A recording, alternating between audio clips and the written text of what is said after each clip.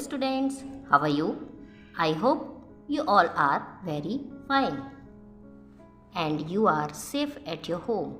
Children, keep continue your studies, don't stop it. Okay? So, in the previous video, I have given you some introduction of the French Revolution, Industrial Revolution and the Enlightenment.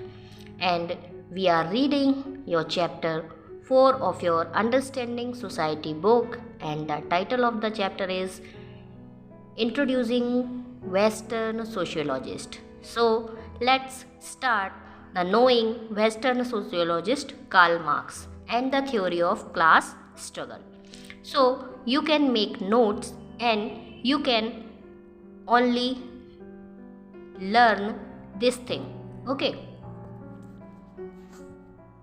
Karl Marx, as a social thinker, advocated an end to oppression and exploitation. According to him, the progression of human society occurred through different stages of development. Every society moves from one stage to another. For example, primitive, communism, slavery, feudalism, capitalism. The theory of class struggle, according to Karl Marx, was a process of bringing change in the capitalist society. Capitalism, though oppressive and exploitative, created preconditions for an egalitarian future of society. Classes in society are formed through historical processes shaped by transformations in the conditions of the production process and relation of existing class to it. Change in the mode of production develops conflicts between different classes, which results in struggles. This leads to conflict between the already existing classes. The conflict between different classes leads to class struggle that becomes the major driving force of change in society. In each era, a particular kind of class struggle evolved between the oppressor and oppressed classes. However, the class struggle only develops when class consciousness develops amongst group members, leading to conflict. Such struggles finally becomes a revolution when the whole group of oppressed class join in the struggle and finally overthrowing the old ruling class and formation of a new class. Children, यहाँ पर Karl Marx का बारे में बताया गया है कि Karl Marx जो थे हमारे वो वेस्टर्न सोशियोलॉजिस्ट थे और उन्होंने ये बताया कि जो क्लास में जो स्ट्रगल होता है, जो क्लासेस में देखिए एक्सप्लॉइटेशन के वो बहुत ज़्यादा विरोध में थे। और कार्ल मार्क्स जो थे उनका ऐसा मानना था कि कोई भी व्यक्ति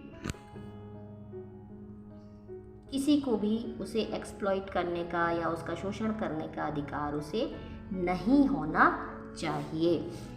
हर सोसाइटी में, चाहे हम प्रिमिटिव की बात करें, चाहे स्लेवरी की बात करें, चाहे कम्युनिज्म, हर मतलब लोग जो होते हैं वो इस सोसाइटी में एक टैग, उनका एक स्टेज रहती है कि हाँ ये वाली सोसाइटी में इस तरह की नॉर्म्स होंगे, इस तरह से लोगों को रहना होगा। स्लेवरी है तो लोगों का शोषण करने का अधिकार जो फ्यूडल लॉर्ड्स वगैरह होते हैं उनको मिल गया।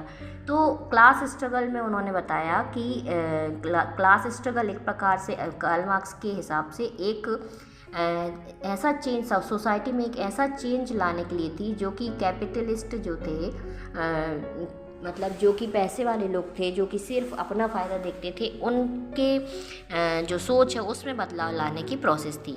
और यहाँ पर एक्सप्लॉइट जो कैपिटलिज्म है वो दबाने वाला भी हो सकता है, एक्सप्लोशोषण करने वाला भी हो सकता है।